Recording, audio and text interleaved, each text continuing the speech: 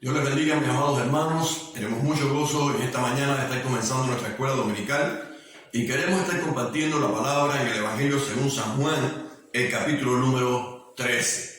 Y hoy vamos a estar estudiando la palabra y vamos a estar compartiendo bajo el título Sentir el amor que Dios siente. Sentir el amor que Dios siente. Y la palabra de Dios dice de la siguiente manera: antes de la fiesta de la Pascua, sabiendo Jesús que su hora había llegado para que pasase de este mundo al Padre, como había amado a los suyos que estaban en el mundo, los amó hasta el fin. Y cuando cenaban, como el diablo ya había puesto en el corazón de Judas Iscariote, hijo de Simón, que le entregase, y sabiendo Jesús que el Padre le había dado todas las cosas en las manos y que había salido de Dios y a Dios iba, se levantó de la cena y se ciñó su manto, y tomando una toalla se la ciñó. Luego puso agua en un lebrillo y comenzó a lavar los pies de sus discípulos y a enjugarlos con la toalla con que estaba ceñido. Tengamos un momento de oración. Padre, gracias. Gracias por el amor demostrado por tu Hijo para con nosotros, Señor. Gracias por la enseñanza, Señor, oh Dios, de Jesús sobre nuestras vidas. Ayúdanos, Señor, nosotros a también pedirte, Dios Santo, y buscar sentir el amor que tú sientes. En el nombre de Jesús. Amén. El Señor Jesús demostró a sus discípulos y enseñó a sus discípulos a amarse los unos a los otros, pero también lo hizo el Señor lavando sus pies. Realmente en estos tiempos que vivimos, el egoísmo y el orgullo con que se vive nos limita y limita a muchas personas a poder expresar el amor hacia las demás personas. Se necesita entonces pedir ayuda al Señor para que cambie nuestra naturaleza egoísta por su naturaleza de amor. Pablo lo llegó a entender. En Romanos 7, 18 al 25 dice: y yo sé que en mí, esto es, en mi carne, no mora el bien, porque el querer el bien está en mí, pero no el hacerlo. Porque no hago el bien que quiero, sino el mal que no quiero, eso hago. Y si hago lo que no quiero, ya no lo hago yo, sino el pecado que mora en mí. Así que, queriendo yo hacer el bien, hallo esta ley que el mal está en mí, porque según el hombre interior me deleito en la ley de Dios, pero veo otra ley en mis miembros que se revela contra la ley de mi mente y que se me lleva cautivo la ley del pecado que está en mis miembros. Miserable de mí, ¿quién me librará de este cuerpo de muerte? Gracias doy a Dios por Jesucristo, Señor nuestro. Así que yo mismo con la mente sirvo a la ley de Dios, más con la carne a la ley del pecado.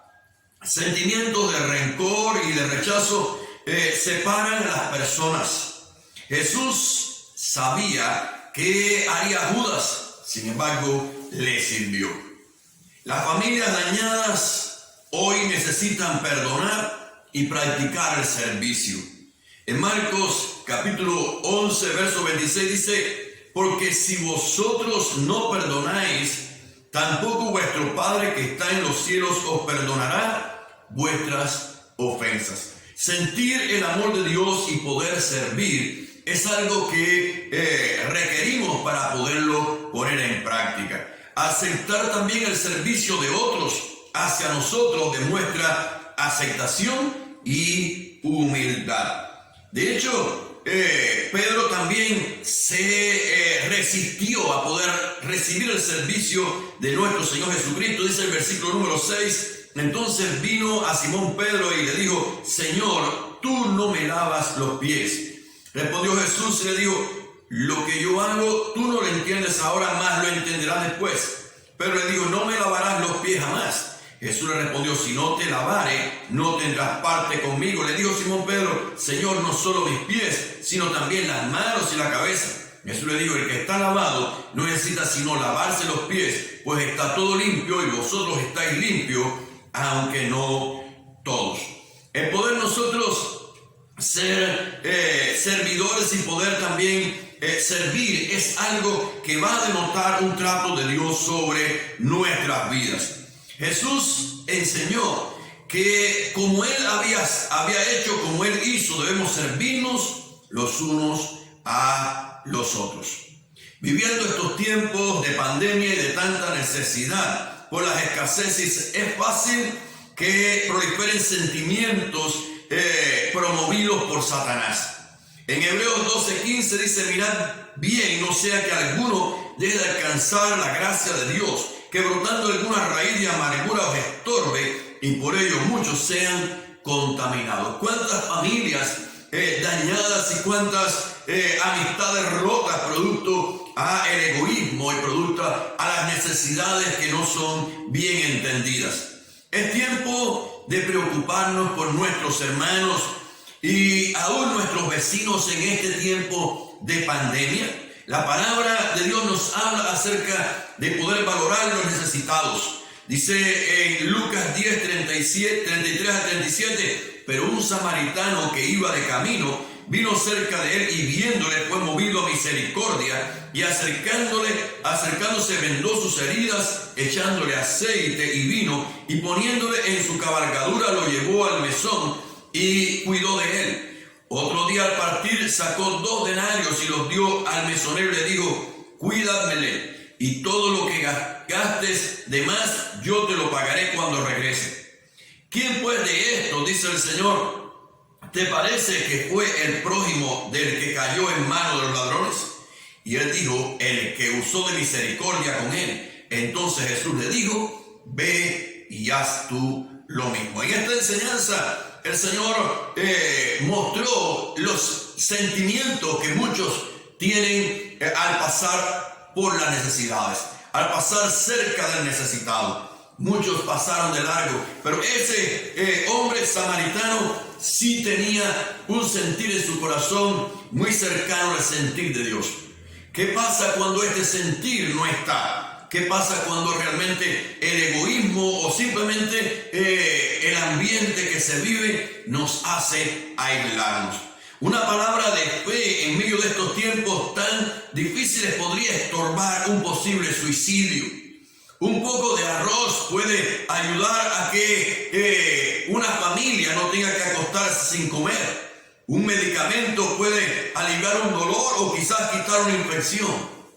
Dios nos llama a servir. En el tiempo en el que se corrió un filme llamado el Titanic, hubo un momento al final cuando luego de haber sucumbido el barco y pasar un tiempo en la noche náufragos en medio del agua helada, cuando salieron con botes a recorrer el mar y encontraron muchos cuerpos muertos y solo algunos que sobrevivieron para ayudarle. El tiempo de ayudar no es cuando ya no hay oportunidad. El tiempo de servir no es cuando ya el frío de las circunstancias y las situaciones hagan sucumbir a las personas. Es necesario pensar ahora lo que siente el Señor en este momento. Llevar el evangelio en tiempos oscuros requiere de manos dispuestas a servir por amor. En Mateo 25, 34 al 40 dice: entonces el rey dirá a los de su derecha: venid benditos de mi Padre, heredad el reino preparado para vosotros desde la fundación del mundo. Porque tuve hambre y me diste de comer, tuve sed y me diste de beber, fui forastero y me recogiste, estuve desnudo y me cubriste, enfermo y me visitaste, en la cárcel y viniste a mí. Y respondiendo el rey les dirá: de cierto os digo que en cuanto lo hiciste a uno de estos mis hermanos más pequeños, a mí lo hiciste. Pesquisar las familias debe ser una práctica de la familia de la fe. Por supuesto, respetando las medidas sanitarias, pero es bien importante que podamos nosotros preguntar a las familias por sus necesidades, poder servirles, poder pedirle a Dios por ellos, saber qué les está ocurriendo. Realmente el pánico y el egoísmo ha hecho que las personas se aíslen. Ahora no te equivoques, seguimos siendo un cuerpo. Ahora agradezco muchísimo a Dios por todos los que me ayudaron en medio del proceso que yo he acabado de vivir con mi papá. Muchos me ayudaron de una manera o de otra, y estoy bien agradecido porque creo que esa es la función del cuerpo de Cristo. Jesús reconoce el lugar de los que están en el equipo, pero son traidores o solo son gente de meras palabrerías. En Juan capítulo 13, verso 18 dice: no hablo de todos vosotros, yo sé a quienes he elegido, mas para que se cumpla la escritura, el que come pan conmigo, levantó contra mí el calcañal. El Señor seguía tratando con sus discípulos, el Señor seguía sirviéndole. Un caso muy triste, es doloroso el caso de Judas, porque fue un traidor, pero estaba en el equipo cercano. El caso de Pedro fue un alardoso, que dice la palabra que él alardeó de su servicio, él decía que él lo haría, y realmente es bien importante que nosotros podamos servir y hacerlo sin tanta palabrería. De hecho, la palabra nos enseña la necesidad de que podamos nosotros hacerlo delante del Señor. Dice la palabra que cuando Pedro dijo que él le serviría y no dejaría de serle fiel, el Señor le digo, Pedro, Señor, ¿por qué no te puedo seguir ahora? Mi vida pondré por ti. Jesús le respondió, ¿tu vida pondrás por mí? Dice Juan 13:38, de cierto os digo, no cantará el gallo sin que me hayas negado 3 veces. No es que alardiemos de nuestro servicio. El Señor conoce, y la vida práctica va a demostrar realmente cuánto de Dios puede haber en nosotros, cuánto del amor de Dios puede haber en nosotros, y lo que nos falte necesitamos pedírselo al Señor. El pueblo de Dios deberá amarse, dejando fluir el amor de Dios dentro de nuestros corazones por el Espíritu Santo. Solamente Dios puede poner lo que nos falta. Dice en Juan 13:34, un mandamiento nuevo os doy, que os améis unos a otros como yo os he amado, que también os améis unos a otros. En esto conocerán todos que sois mis discípulos, si tuviereis amor los unos por los otros. ¿Cómo recibir ese amor en nuestros corazones? ¿Cómo poder expresar ese amor de Dios a las almas si realmente no nos ha nacido? ¿Podemos sentir el amor de Dios fluyendo en nosotros?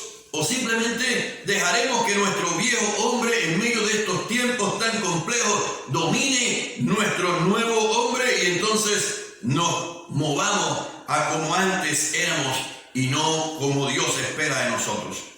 Una de las condiciones para poder recibir ese amor de Dios es tener tiempo con el Señor, pidiéndole en su presencia que nos pueda vaciar de nosotros y nos llenemos de Él. En Hechos capítulo 9, versos 15 al 16 dice, el Señor le dijo, ve porque instrumento escogido me es este para llevar mi nombre en presencia de los gentiles y de reyes y de los hijos de Israel, porque yo le mostraré cuánto le es necesario padecer por mi nombre. En la obra del Espíritu Santo en nosotros es el clamor del Espíritu Santo dentro de nosotros lo que nos hará movernos para servir a otros.